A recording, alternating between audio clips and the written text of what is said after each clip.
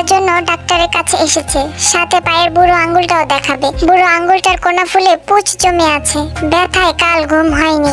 ডাক্তারের চেম্বার থেকে বের হয়ে একটা ফার্মেসির সামনে বসেছিল সে। একটা কলা পাউরুটি কিনে খেতে খেতে ভাবলো এখানে ফ্যাক্সির দোকান থেকে জিয়ন জাংকুককে একবার ফোন দেবে, কিন্তু আয়ু বলেছে সে নাকি সিম চেঞ্জ করে ফেলেছে। জিয়ন জাংকুক ফোনের সিমটাও চেঞ্জ করে ফেলেছে, তাই এখন আর কোনো ফোন দিয়ে লাভ নেই। তারপর তে তার ওষুধগুলো কিনে নিল। টাকাগুলো তেকুকের আকিকার সময়কার টাকাগুলো খরচ করতে গিয়ে তের বুকটা মোচড় দিয়ে উঠল। আজ 5টা দিন হয়ে গেছে সে তেকুককে দেখেনি। কেমন আছে সেটাও সে জানে না।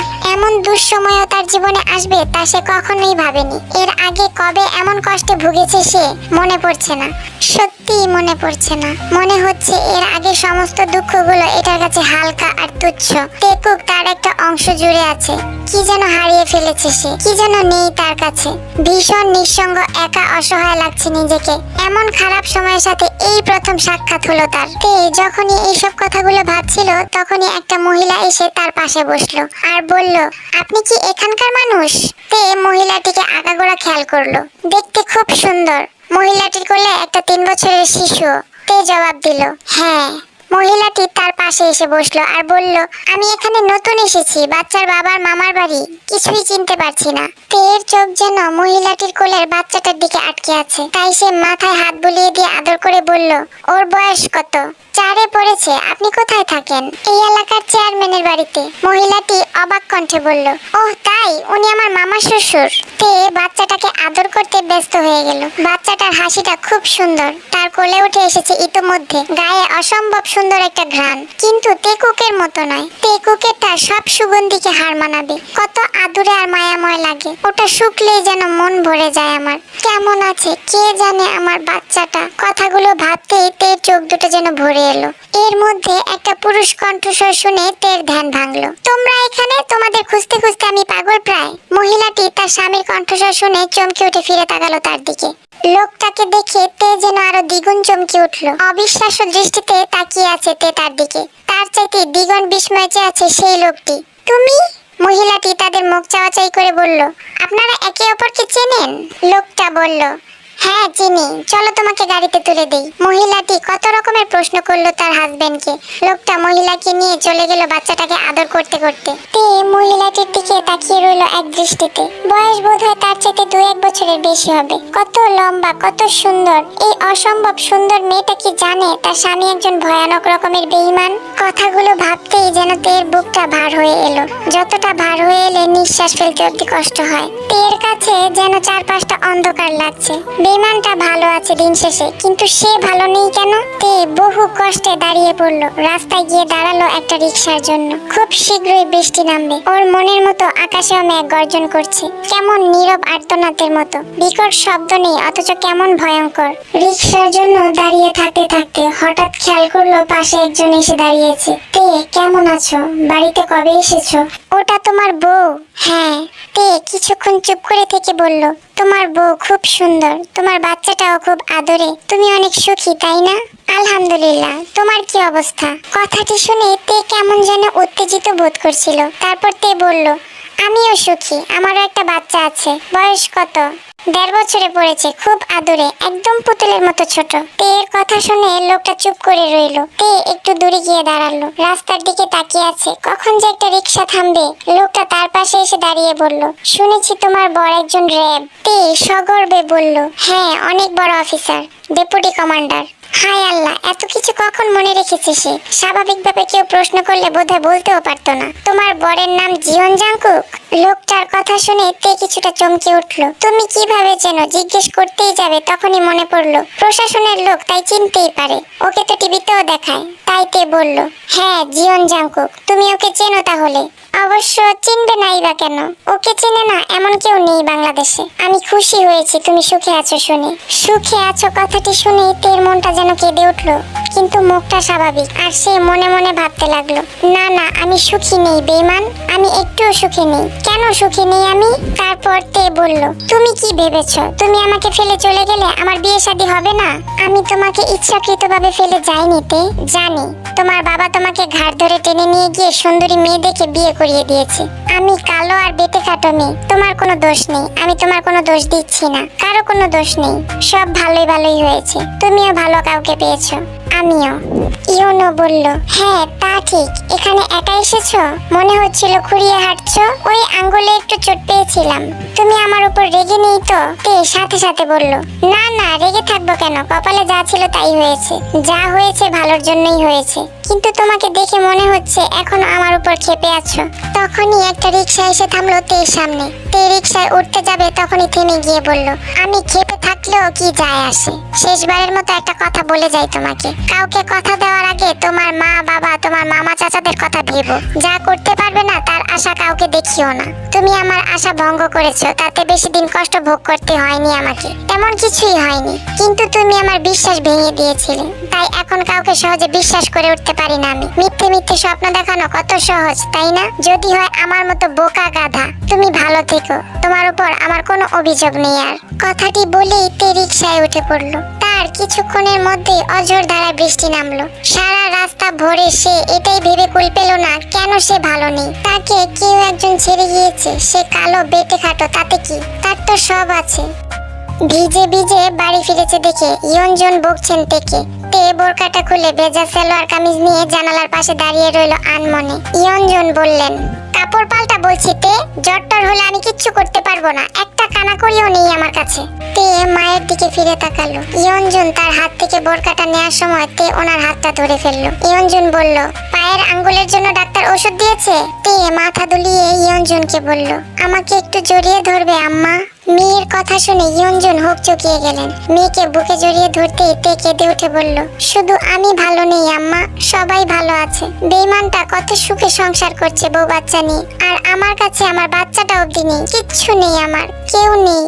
টেকুকের কান্না যেন আজ একটুও থামেনি। থামছে তো কিছুক্ষণ পর পর আবার কাঁদছে। নেন্সি নাকানি চুবানি খেয়েছেন তাকে সামলাতে গিয়ে। বেসুজির হাতে কোনো কাজ উঠেনি আজ। নেন্সি না থাকলে দুপুরে সবাইকে না খেয়ে থাকতে হতো। ঘুমাচ্ছেও না। যতক্ষণ কোলে নিয়ে বাইরে হাঁটছে ততক্ষণ শান্ত। ঘরে প্রবেশ করা মাত্রই আবার কান্না শুরু। জাংকুকের কাছেও খবর পৌঁছানো হয়েছে, কিন্তু তার কাজের এত চাপ সে বাড়ি ফিরেছে প্রায় রাত 9:30টায়। তাদের একটা মিশন চলছে এখন, অস্ত্র পাচারকারীদের চক্রান্তের বিরুদ্ধে। চাইলেও তেকুকের কথা সে ভাবতে পারছে না। বাড়ি ফিরে দেখতে পেল তেকুক কাঁদছে, তাও মেঝেতে বসে। তাকে দেখা মাত্রই হামাগুড়ি দিয়ে ছুটে এলো তেকুক। জাংকুক কোলে তুলে নিয়ে দুগালে আদর করতে তেকুক আরো চেঁচিয়ে কাঁদতে লাগলো। বেসুজি ওয়াশরুম থেকে বেরিয়ে এসে বলল, সরি স্যার, আজ সারাদিন এভাবে কেঁদেছে। আমি একটু ওয়াশরুমে যাব তারও কোনো সুযোগ পাইনি। আন্টি কোথায়? রান্না শেষ করে উনি এশার নামাজ পড়ছেন। রান্না বান্না আজ উনিই করেছেন। বাবু আজ এতটা জ্বালিয়েছে যে আমি রান্নার কাজে পুরোপুরি মনোযোগ দিতে পারিনি। তাই বলে মেঝেতে বসিয়ে রাখবেন? মেঝে ঠান্ডা, সেটা আপনার মাথায় নেই? ওর ঠান্ডা লেগেছে এমনিতেই। বেসুজি একটু নিচু সুরে বলল, সরি স্যার। সবসময় সরিতে কাজ হয় না, যান আপনি এখন। বেসুজি ঘর থেকে বেরিয়ে গেল চুপচাপ। জাংকুক তেকুককে আদর করলো, তারপর কাপড় চোপড় পাল্টে দিয়ে নতুন কাপড় চোপড় পরিয়ে দিল। তার ছোট্ট গাড়িটাতে বসিয়ে দিয়ে বলল, বাবা গোসল করবে, কাঁদবে না, ঠিক আছে? তেকুক ড্যাব ড্যাব করে তাকিয়ে রইল তার বাবার দিকে। জাংকুক ইউনিফর্ম চেঞ্জ করে ওয়াশরুমে ঢুকতেই তেকুক চেঁচিয়ে কেঁদে উঠল। জাংকুক দরজা খোলা রেখেই বলল, বাবা আছে এখানে, কোথাও যাচ্ছি না। আর জাংকুক তাকে দেখিয়ে দেখিয়ে গায়ে সাবান লাগালো। কথা বলতে বলতে গোসল সেরে নিল। তারপর গোসল সেরে ছেলেকে নিয়ে নিচে এসে খেতে বসতেই নেন্সি বলে উঠলেন, এখন শান্ত হয়ে আছে। সারাদিন কেঁদেছে আজ, একটুও থামেনি। এতটুকুন বাচ্চাকে কি মা ছাড়া সহজে রাখা যায়? সারাক্ষণ ম্যাঁ করেই যাচ্ছে। মা চিনে ফেলেছে ও। জাংকুক খেতে লাগলো। খেতে খেতে ভাবলো তেকুক আজ সবাইকে জ্বালিয়ে মেরেছে, তাই ওরাও নিশ্চয় একবার হলেও ধমক টমক দিয়েছে। বেসুজি মাছের বাটিটা নিয়ে টেবিলের উপর রাখতেই কিছুটা শব্দ হলো, যদিও বাসন কোসনের শব্দ হওয়া বারণ। সেই শব্দ শুনে তেকুক চোখ তুলতেই বেসুজিকে দেখলো। দেখা মাত্রই সে হাউমাউ করে কেঁদে উঠে জাংকুককে জাপটে ধরে রাখলো। বেসুজি কিছুটা ভরকে গেল। আজ সকাল 10টার দিকে আম্মা আম্মা ডেকে তার বুক খামচাচ্ছিল বাচ্চাটা। ভীষণ জোরে একটা ধমক দিয়েছিল সে। সেই থেকে কান্না কান্না শুরু করেছে আর থামেনি। ভাগ্যিস নিন্সি দেখেননি। জাংকুক ভ্রু কুঁচকে একবার বেসুজিকে একবার তেকুককে দেখে নিল। বেসুজি হাত বাড়িয়ে দিয়ে বলল, চলো আমরা ঘুরে আসি। বেসুজির কথা শুনে তেকুক হাত পা নেড়ে নেড়ে কাঁপতে লাগলো। জাংকুক কোনো মতে খাবার খেয়ে উঠে গেল। তাকে বুকে জড়িয়ে নিয়ে বলল, মা, মায়ের কাছে যাবে তুমি? তেকুক কান্না একটু থামিয়ে জাংকুকের মুখে মুখে বলল, মা, মা, মা। জাংকুক তার ছোট্ট কপালে তার কপাল ঠেকিয়ে বলল, কি করব আমি এখন? তেকুক কাঁদতে কাঁদতে হেঁচকে তুলল। তারপর আবার বলল, আম্মা, আম্মা।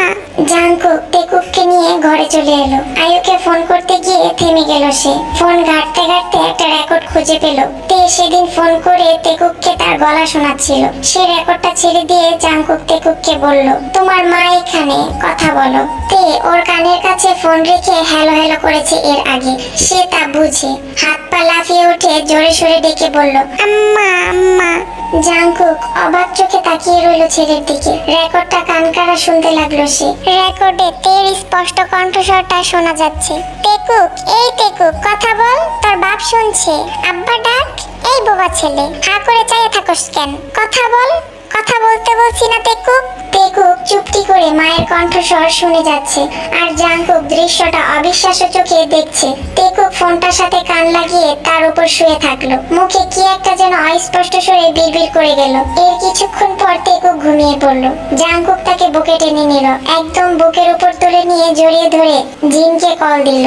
কল রিসিভ করা মাত্রই জিন আহাজারি শুরু করে বলল, আমার ঘর দুয়ার অন্ধকার করে তোরা কই চলে গেলি বাপ? আমি কি এমন দোষ করেছি যে এত বড় শাস্তি দিচ্ছিস আমাকে? তোরা এত বড় শাস্তি দিস না। আমার নাতিটারে কোথায় রাখছিস তুই? জাংকুক কণ্ঠস্বর একটু নিচু করে বলল, ও তোমার কাছে আর ফোন দিয়েছে মা? মা ছেলের মধ্যে কথা শেষ হতে পারেনি তার আগেই জিন কান্নাকাটি শুরু করে দিয়েছে। জাংকুক রাগান্বিত স্বরে বলল, তুমি এভাবে কাঁদলে আমি আর ফোন দেব না মা। আরেক মায়ের কোল থেকে বাচ্চাকে কেড়ে নিয়ে তুই আমাকে মা ডাকিস না। 5 দিন তোর গলা না শুনে আমি পাগল হয়ে যাচ্ছি। সেখানে ওই দুধের বাচ্চাটাকে না দেখে ওর মায়ের কেমন লাগছে বুঝতে পারছিস তুই? কতটা পাষাণ রে তুই। কেঁদো না, আমি দেখছি কি করা যায়। আগামী 2 সপ্তাহ কাজের মধ্যে ডুবে থাকবো, তাই সুযোগ হবে না। তারপর দেখি তোমাকে নিয়ে আসতে পারি কিনা। ওর মা কতবার ফোন দিয়েছে তেকুকের খবর জানার জন্য। তুই ওর সাথে কথা না বল, কিন্তু বাচ্চাটার গলা তো শুনতে দিবি। এ কেমন রাগ তোর? আমার কাজ শেষ হোক, তেকুককে এসে তুমি নিয়ে যেও। এখানে আপাতত লোক রেখেছি, ওরা দেখভাল করছে ওর। আর ওর মা, ওর কাছে ওর বাচ্চা দিবি না? জাংকুক কোনো কথা বলল না। এর ব্যাপারে শুধু জানার ছিল ও ফোন দিয়েছে কি দেয়নি। জিন আরএমের অসুস্থতার কথাও চেপে গিয়েছেন। ছেলের উপর ওনার অনেক রাগ, কিন্তু তা দেখালেন না। তেকুকের কাছে পৌঁছানোর জন্য ওনাকে শান্ত হয়ে কথা বলতে হবে। জাংকুক ফোন রাখার সাথে সাথে আরএম জানতে চাইলেন, জিয়ন জাংকুক কেন ফোন দিয়েছে? নিজের ছেলেকে এভাবে সম্বোধন করছো কেন? ছেলে আমাকে কিভাবে সম্বোধন করে দেখেছো? এসব তুমি শিখিয়েছো ওকে। তোমার ছেলে চায়টা কি বলো তো? কি চায় সে? বাচ্চাটাকে তার মায়ের কাছে থেকে দূরে রেখে কি প্রমাণ করতে চাইছে? সব তোমার জন্য হয়েছে। তুমি সব নষ্টের মূল। তোমার ছেলে কেমন তুমি জানতে না? ওরকম মেয়ে পছন্দ করে এনেছো কেন? এর চাইতে ভালো মেয়ে তো চোখের সামনেই ছিল। তোমার ছেলে তাকে পাত্তা দেয়নি, তাই সে নিজের মতো করে কাউকে পেয়ে ভেগেছে। তেকুকের মাও এমন ভেগে গেলে ভালো হতো। মুখে অলক্ষণে কথা এনো না। তোমার বোনের মেয়ে তলে তলে বেটা মানুষ হাত করে রেখেছিল। সেই মেয়ের সাথে তুমি আর তোমার বোন আমার ছেলের বিয়ে ঠিক করলে কোন সাহসে? তোমার ছেলেকে হুড়পড়ি এনে দিলেও সে দোষ খুঁজে বের করত।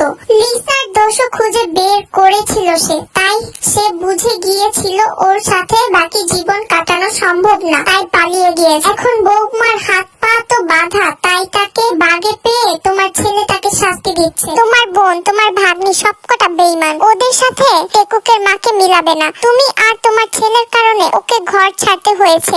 তোমার ছেলে ওকে ছেড়ে দিলে ও যাবেটা কোথায়? খবরদার বলছি, এসব ভুলভাল কথা কারো সামনে বলবে না। তুমি কি তোমার ছেলেকে তেকুকের মতো দুধের শিশু ভেবেছো নাকি? ওর মাথায় কি ঘোরে তা তুমি বুঝতেও পারবে না। ও বৌমাকে জব্দ করতে পারলেই খুশি। ওই ছেলেকে আমি চিনি, আমার রক্ত তো। ও মরে যাবে কিন্তু বৌমার কাছে মাথা নত করবে না। বউ কি ও এনেছে? বউ আমরা এনেছি। ওর বউ আমি রাখবো, ও রাখার না রাখার কে? আমি ওকে আজকে গিয়ে নিয়ে আসবো। তোমার কি মনে হয় টেকুকের মা তোমার সাথে আসবে? যার সাথে ঘর করবে সেই ওকে পাত্তা দিল না, তোমার কথায় চলে আসবে? কি বলতে চাইছো তুমি? আমি কিছু বলতে চাইছি না, তোমার ছেলে যেটা করতে চাইছে সেটা আন্দাজ করে বলছি। ও বৌমার সাথে সংসার করতে ইচ্ছুক নয়, এসব ভং ওর অজুহাত মাত্র। 20-21 দিনের মতো গড়িয়ে গেছে। ঝড় বাদলের দিন, সকাল বিকেল রাত 3 বেলা নিয়ম করে বৃষ্টি পড়ছে, নিস্তার নেই, ভীষণ অলসে আর বিষণ্ণ সময় কাটছিল সবার। মাগরিবের নামাজ পড়ছিলেন ইয়ঞ্জুন। তে নামাজ পড়ে চা বসিয়েছে চুলোয়। সবিন নামাজ পড়ে এসে চা খান। চায়ের পানি টকবক করে ফুটে ওঠা মাত্রই তেইয়ুন এসে বলল, আপা কে যেন এসেছে, তোকে খুঁজছে। তে সন্দিগ্ধ গলায় বলল, কে? তেইয়ুন কি যেন বলল, তে শুনতে পেল না ঠিকঠাক, কিন্তু তেইয়ুনের উত্তরের অপেক্ষা করেনি সে। বারান্দার চেয়ারে কাইকে বসে থাকতে দেখে অবাক চোখে চেয়ে বললেন, আপনি? কাই তাকে দেখা মাত্র দাঁড়িয়ে পড়ল, বলল, ভাবি আপনি একটু ব্যাগপত্র গুছিয়ে নিন, আমরা বান্দরবন যাব। তে বলল, বান্দরবন কেন? টেকুক কোথায়? ওর কাছে নিয়ে যাবেন? কাই বলল, জি আমি বাইরে গাড়ি দাঁড় করিয়ে রেখেছি। তে ব্যাকুল হয়ে বলল, আমার টেকুক কেমন আছে?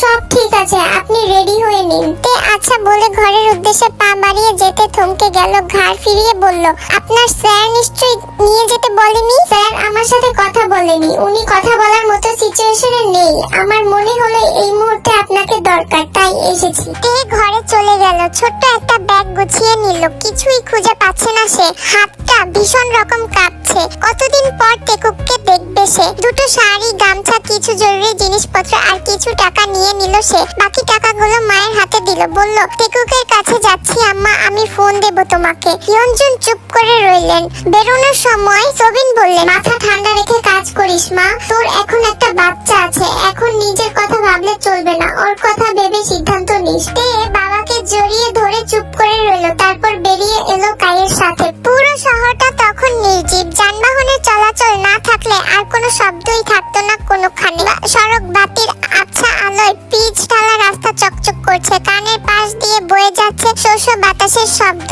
টেকুকের মুখটা কয়েকবার কল্পনা করলো সে, পেটে মুখ গুজে দিলে খিলখিল করে হাসিতে ফেটে পড়তো টেকু। হাসিতে কি মায়া, এত মায়া কবু দেখেনি তে। তার চোখে জল নামলো, সাথে সাথে মুছে নিল সে। একবার টেকুকে পেলে ঝাপটে জড়িয়ে বুকের মধ্যে লুকিয়ে ফেলবে সে, আর এক মুহূর্তের জন্য ছাড়বে না। দুনিয়া উল্টে যাক, কিন্তু টেকুকে আর ছাড়বে না সে। ঘন্টা দুয়েকের মধ্যে গাড়িটা একটা সেন্ট্রাল হসপিটালের পার্কিং প্লেসে গিয়ে থামলো। তে অবাক কণ্ঠে বলল, হসপিটালে কেন? আপনার স্যারের কিছু হয়েছে? কাই বলল, 3 তলায় যেতে হবে, চলুন। তে ওর পিছু পিছু কম্পিত পায়ে হেঁটে গেল। আয়ু আর জিন হসপিটালের লঞ্চে বসে আছেন। আয়ুর পায়ের কাছে বড় একটা ব্যাগ, কোলে ছোট একটা কাপড়ের ব্যাগ। ব্যাগটাতে টেকুকের ছোট ছোট কাঁথা আর প্যাম্পাস রাখতো সে। তাকে দেখে জিন হা করে চেয়ে রইলেন। তে ছুটে গিয়ে বলল, কার কি হয়েছে মা? আমার টেকুক কোথায়? ও কেউ কিছু বলল না। ভয়ের চোটে জিনকে একটা সজোরে ঝাঁকুনি দিয়ে কেঁদে উঠল তে।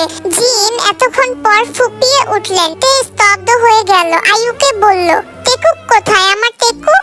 আয়ু আঙ্গুল দিয়ে কেবিনটা দেখিয়ে দিল। তে দৌড়ে গিয়ে জানালার কাছ বরাবর দাঁড়াতে কেবিনের মধ্যে একটা ছোট্ট বাচ্চাকে দেখতে পেল। নিজের ছেলেকে চিনতে ভুল করলো তে। হাতে ক্যানোলা, নাকে অক্সিজেন, শুকিয়ে এতটুকুনি হয়ে গেছে হৃদস্পুষ্ট শরীরটা, গায়ের রংটা পর্যন্ত ফ্যাকাশে হয়ে গেছে। তে চেয়ে রইল, কাঁদতে ভুলে গেছে সে। শুধু চোখ ফেটে উত্তপ্ত জল গড়িয়ে পড়লো। শ্বাসকষ্টের জন্য কিছু খেতে পারছিল না টেকুক। হা করে নিঃশ্বাস ফেলতে ফেলতে কাঁদছিল ভীষণ। নিউমোনিয়ার লক্ষণ বুঝে 3 দিন আগে টেকুককে হাসপাতালে ভর্তি করিয়েছেন যে হোক। রক্ত অক্সিজেনের মাত্রা 92% নেমে এসেছিল প্রায়। তে সবটা শুনে জড়পদার্থের ন্যায় বসেছিল অনেকক্ষণ। নিউমোনিয়া আক্রান্ত হওয়ার কারণ হিসেবে ডাক্তার জানিয়েছে বুকের ভেতর শুকনো কফ জমে গিয়েছিল। তে করিডোরের মেটাল ফ্রেমের সোফায় বসে টেকুকের কাছে যাওয়ার অপেক্ষায় বসেছিল। কেবিনের সিস্টার আর ডাক্তারদের আনাগোনা আছেই। কেবিনে যাওয়ার অনুমতি পেতেই আর দেরি করেনি। মা এসেছে শুনে ডাক্তার এক নজর তাকে দেখে নিল।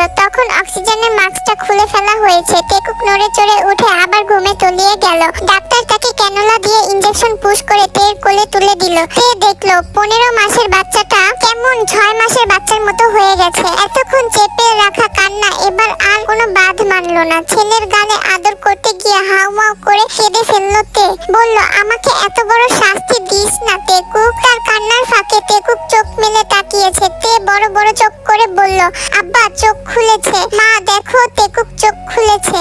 জিন এসে বসলেন তার সামনে। টেকুক মায়ের মুখের দিকে এক দৃষ্টিতে চেয়ে রইল। তে সশব্দে কেঁদে বলল, মাকে শাস্তি দিচ্ছিস টেকুক? টেকুকের ঠোঁট দুটো নড়ে উঠল। তে বুঝলো সে আম্মা ডাকতে চাইছে। সে মুখে অজস্র আদর দিয়ে নিজের গালের সাথে ছোট্ট গালটা লাগিয়ে রেখে বলল, তোকে ছেড়ে আর কোথাও যাব না টেকুক। একবার আম্মা ডাক তাতে গিয়েও গলা ভেঙে গেছে ছেলেটার। অনেকক্ষণ পর স্বরটা কানে এলো তের। মা ডাক শুনে তের পাগলের মতো কাঁদলো।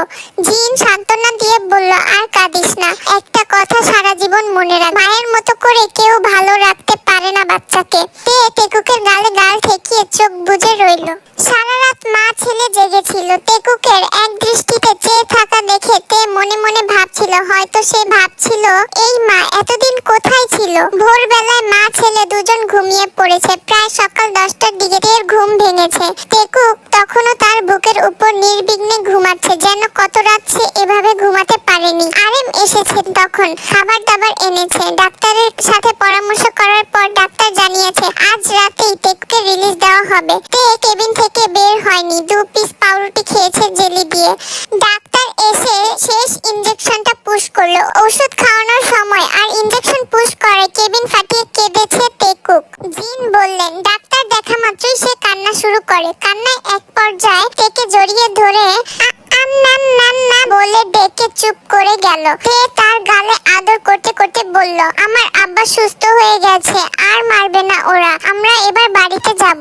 জাঙ্কুকের কথা তে জিজ্ঞেস করবে ভেবেছে, কিন্তু করেনি, কারণ সে নিজেই অপেক্ষায় ছিল কবে জাঙ্কুক আসবে, কিন্তু এলো না। হয়তো নিজের পরাজিত মুখখানা দেখে দেখাতে চায়নি, কিংবা নিজের ছেলের অসুস্থতার দায়ে তেকে দায় করতে গিয়ে নিজেই ফেসে যাবে, তাই সামনে আসেনি। তের এত কিছু ভাবতে ইচ্ছে করলো না। তার ছেলে তার বুকে আছে, এটাই এখন তার সবচেয়ে বড় পাওয়া। আয়ু, জিন, এমনকি আরেমও কিছু বলেনি এই ব্যাপারে। তে খেয়াল করেছে ঔষধ আনা, খাবার দাবার আনা নেওয়া সবকিছু ছোটাছুটি কাই করছে। তার কাছে নিশ্চয়ই তার স্যারের খোঁজ থাকতে পারে, কিন্তু সে জিজ্ঞেস করতে গিয়েও করলো না।